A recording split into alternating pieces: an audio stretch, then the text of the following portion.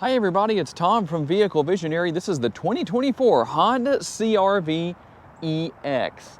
And in today's video that I'm filming here at Holmes Honda, I'm going to tell you what the advantages are of this particular trim level over the hybrid version of the CR-V. And really this goes for any non-hybrid trim level, as there are quite a few advantages.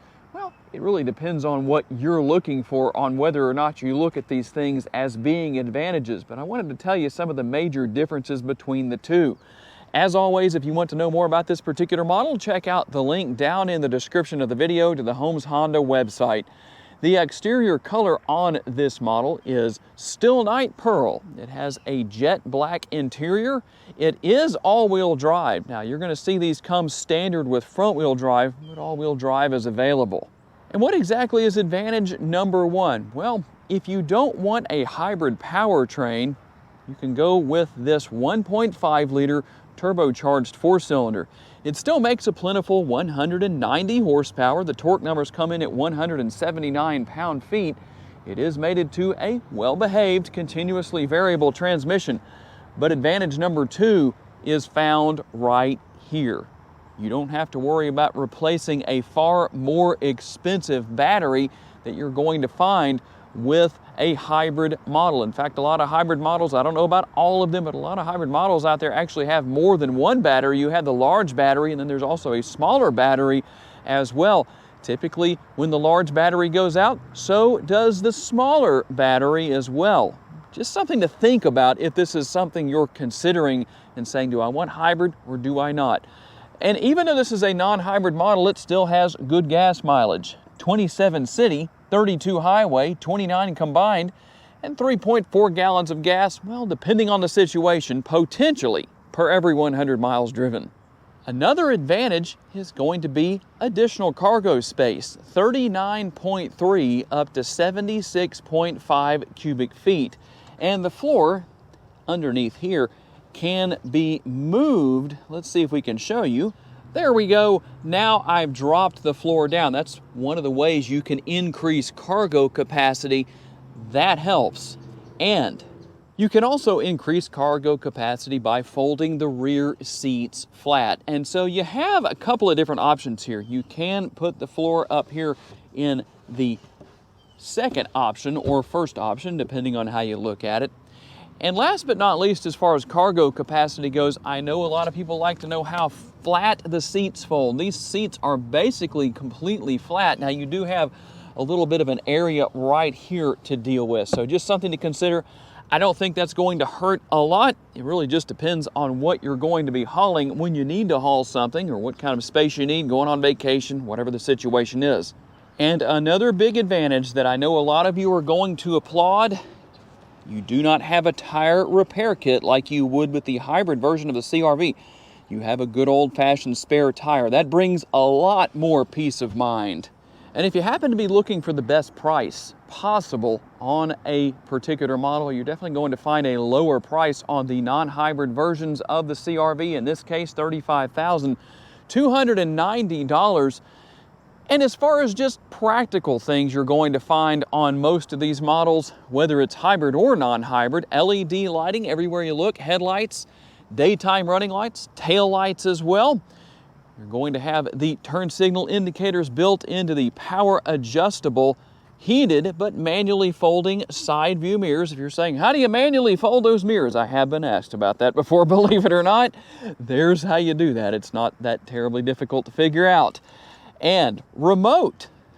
Well, there you go, remote start. I know that's the main thing a lot of people want to know about the remote itself. Does it have remote start? Does it not? And one thing about the back seat that I know people also ask about, let's not miss a letter there, also ask about, do the seats recline? Yes, they do. As you can see right here, you also have the armrest built in with the cup holders right there, air conditioning vents, and the USB options right there. A conventional size sunroof, no panoramic sunroof. I don't know if we're going to see that in this generation of the CR-V. I don't know, I guess that could possibly come. Some of you like that, some of you don't. Tell me what your thoughts are And speaking of lighting, we'll finish things off here with the rear with LED tail lights.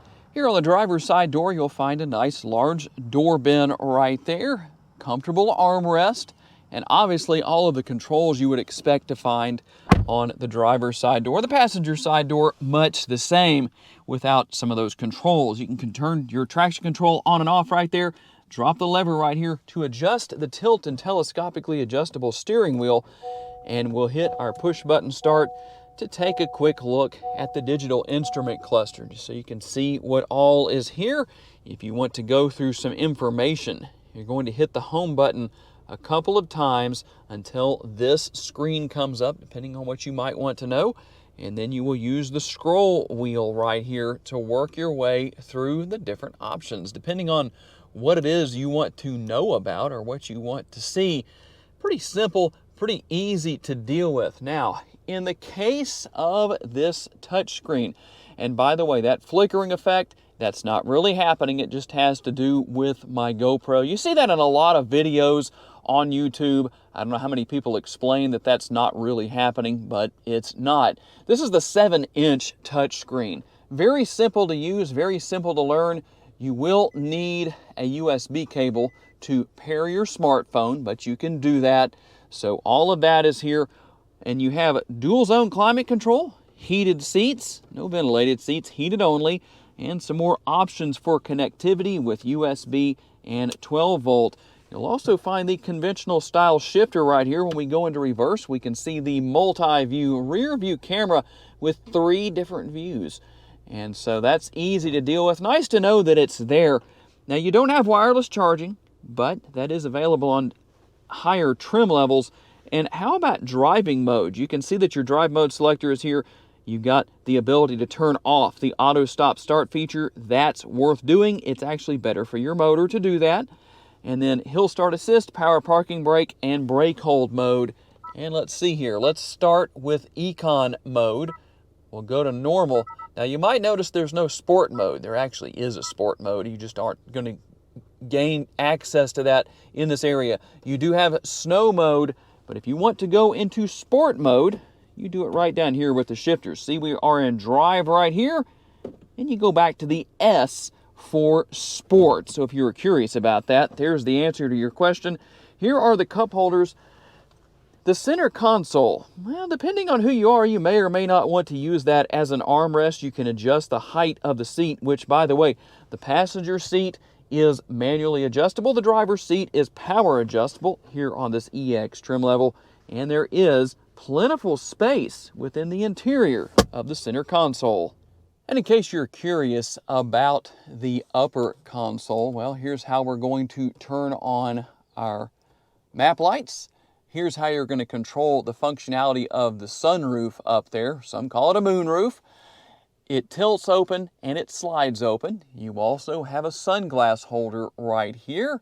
And then I'll give you a quick look at some of the additional features that we have on the upper console. And driving the CR-V, no matter if it's a non-hybrid version such as this or the hybrid version, both ride very well. You know, everything's basically the same where that's concerned, but you have a good smooth ride quality. They do get down the road without any trouble. Now, I will say the one thing about the hybrid version of the CR-V is you do have quite a bit more torque. So you'll notice a difference where that's concerned. 204 horsepower compared to 190 with what we have here, but our 179 pounds-feet of torque compared to 247 with the hybrid version, well, you actually can feel the difference a little bit, but I don't know for most people buying a CR-V if that's even a concern or a thought. But the smooth ride quality helps. It has great handling, a nice tight turning radius, and the interior is comfortable. I don't feel cramped. You know, obviously I'm 5'10". Different people are going to look for something different. Somebody might say, yeah, I need a little more space than that. Maybe something such as the Pilot, I don't know. Or maybe you want something a little smaller, maybe the HR-V. It just kind of depends. But one way or another, I'm very comfortable here. As far as the seating position, I can adjust the seat because it is manually or power adjustable. I can adjust it any way I want to. And you do have a fairly well adjustable passenger seat as well. It's just manually adjustable. Technology here is very easy to learn and use. In fact, I would have to say, if you're looking for the easiest to deal with, while even if you go with a 9-inch screen compared to the 7-inch that we have right here, neither one is difficult to learn or use. The difference is really just in the graphics. But here you just have a little more simplified interface, we'll say. The usability is simple. That's a good thing. And so overall, a very enjoyable vehicle to drive. You may not get quite the same gas mileage as you do with the hybrid version, but you still have very solid gas mileage numbers here, no matter what the case is with the CR-V. And those are the advantages of the 2024 Honda CR-V EX over the CR-V Hybrid. Tell me what you think about that. When it comes to choosing whether you're going hybrid or non-hybrid, what are the primary decision makers for you? Very curious to know about that. I do want to say a special thanks to my friends here at Holmes Honda for loaning me the CR-V EX for the day, and a special thanks to each and every one of you for being kind enough to take the time to watch and give me the opportunity to give you a vision for your next vehicle. If you enjoyed this video and haven't subscribed to the Vehicle Visionary YouTube channel just yet, please consider doing so. And if you would like to learn about additional vehicles you may wish to consider purchasing, check out the video that's on the screen right now, and I will see you there.